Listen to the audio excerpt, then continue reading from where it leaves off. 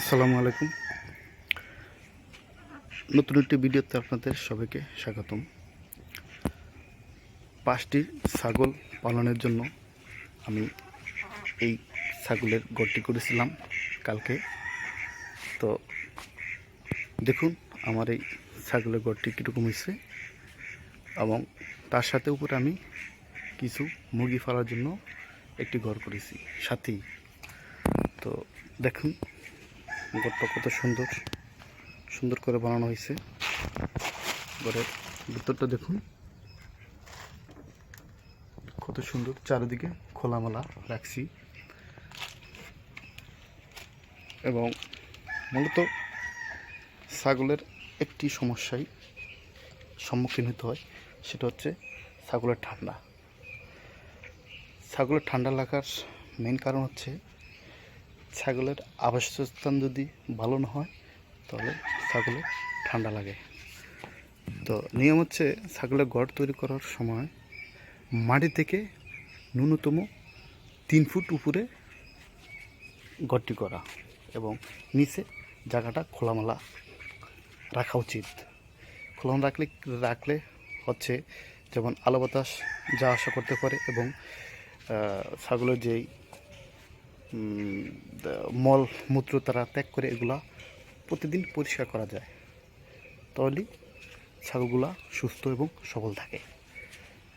তো আমি প্রথমে চাইছিলাম যে ছাগলের খোপের চারিদিকে আমি নেট দেব, কিন্তু তখন আবার চিন্তা করছি যে উপরে যেহেতু মুরগির জন্য একটি ঘর করব, ওখানে যেহেতু নেট দিই তাহলে আর ছাগলের খোপে নেট দেবো না।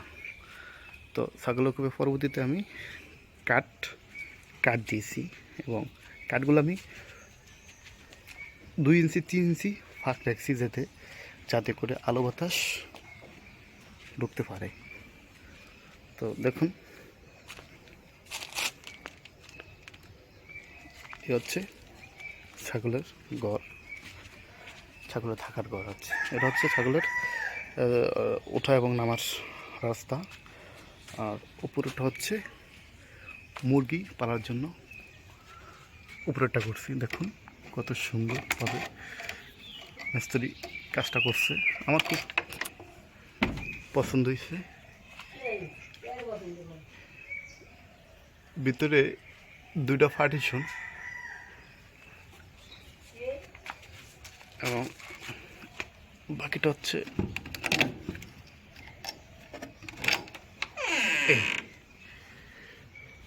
চারিদিকে নেট দেওয়া।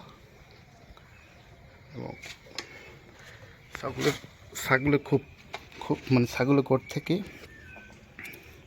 এটা 2 হাত উপরে আর কি। হচ্ছে মুরগির, এখনো মুরগি রাখা হয়নি, কালকেই ঘরটা করা হয়েছিল। তো আস্তে আস্তে আমরা আমাদের কাজগুলো আমরা করব, এবং পরবর্তী ভিডিওতে আপনাদের সাথে আমাদের এই অভিজ্ঞতা শেয়ার করব। আজ এ পর্যন্তই, আপনাদের সবাইকে ধন্যবাদ। আসসালামু আলাইকুম।